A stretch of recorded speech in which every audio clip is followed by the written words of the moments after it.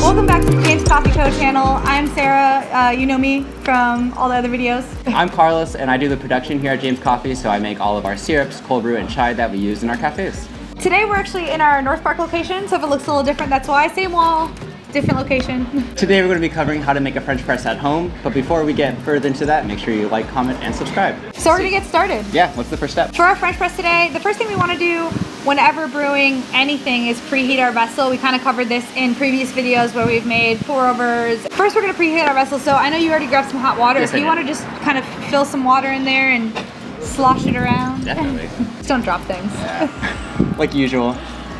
My second job here Angel's is seen me drop many things. Oh my gosh. That's fine. All you need is a little bit of hot water. Make sure everything's nice and pre-warmed so you're not putting coffee or hot water on your coffee in a cold vessel. So we can just dump that now. Today we're gonna actually use our recipe on the back of our coffee bags. So all of our coffee bags, if you didn't know actually, have a little recipe how-to with a bunch of different brew methods. And today the French press method we're gonna use is on the back of our bag here. So today for our French press, we're going to be using our White Owl blend, and we'll be using 34 grams of that blended up to a more of a coarse ground coffee. Yeah, for French press, you want to make sure that you're on that coarse grind setting on your grinder. They should kind of look like chunks of sea salt. Sweet. So already we're going to pour in 34 grams of our ground coffee. We've pre-wet our vessel. Yes. Poured our 34 grams in. Now I'm going to do like an 80 gram bloom on this. Right on. So I'm just going to start pouring to 80 grams here. I'm going to re-tear my scale. I'm going to pour 80 grams in here. I'm going to try and get all the grounds wet when I do this. 80 grams. So I'm doing a little bit of a pre-wet here. We're getting gassing off a little bit, just kind of opening up the coffee. I'm letting this go for about 30 seconds. At 30 seconds, I'm going to pour 320 more grams up there just until my scale reads 400. And then I like, for my French presses that I make at home all the time, I like to do a little stir, just to kind of give it a little agitation. Stirring any type of French press will give you a little bit more extraction, so you might get a little bit of a fuller cup from that. It's still going to taste good if you don't stir it, but if you're trying to get just a little bit more out of your coffee, you might want to give it a stir. So now we are just going to sit here and wait until we hit that 3-minute mark before we start pushing through the coffee. With this recipe, based on our like coffee bag, we're closer to a 12-to-1. A lot of drip coffees that you're going to drink are around 15-to-1. This one's a little bit of a stronger one. For the French press, I'm just hoping to get a little bit more body out of it, a little fuller, like chocolatier notes. So right about 3 minutes, you're going to start pushing down on the plunger, just nice and slowly. Go for it. Just like this. Just like that.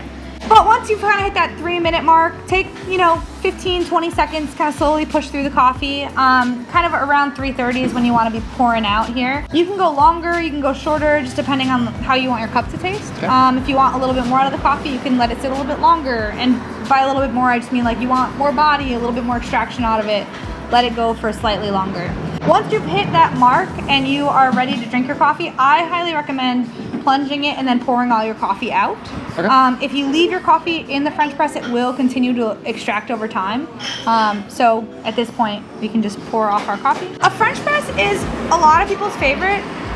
It's a really easy cup of coffee to make. There's not a lot involved. There's not a lot of technique. It's pretty simple. You can just use basic recipes. So a lot of people use French presses. With a French press, you're going to get a little bit of different notes than you would get in a pour over or even like an AeroPress. So the biggest difference here is the French press has a metal filter, where a pour over or an AeroPress is actually going to have a paper filter, and that filter is going to hold the oils of the coffee out of the coffee. It'll kind of pull those out. So you're going to get like a crisper, cleaner, lighter cup, where a French press is going to leave all those oils in there. So you might actually have a heavier cup or a bolder cup or something that just has a bit more body to it. Cheers. Cheers. It's actually still pretty nice. Like it's not super light bodied.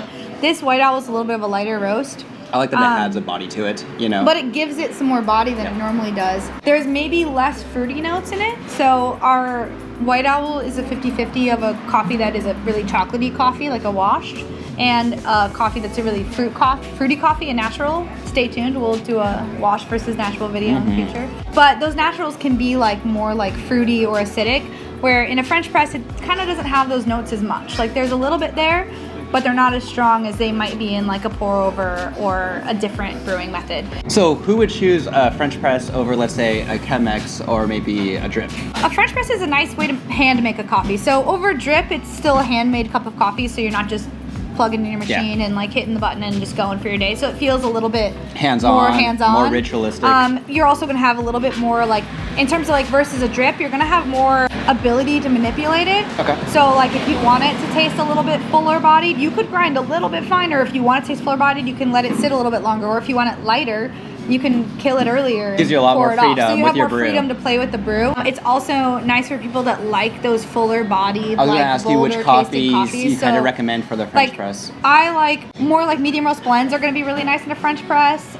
Your Central American coffees, so like your Guatemala would be wonderful. Honduran like coffees, those will like really kind of shine in this type of brew method. Thanks for joining us today here in North Park. We'll see you next time with our next video. Yeah.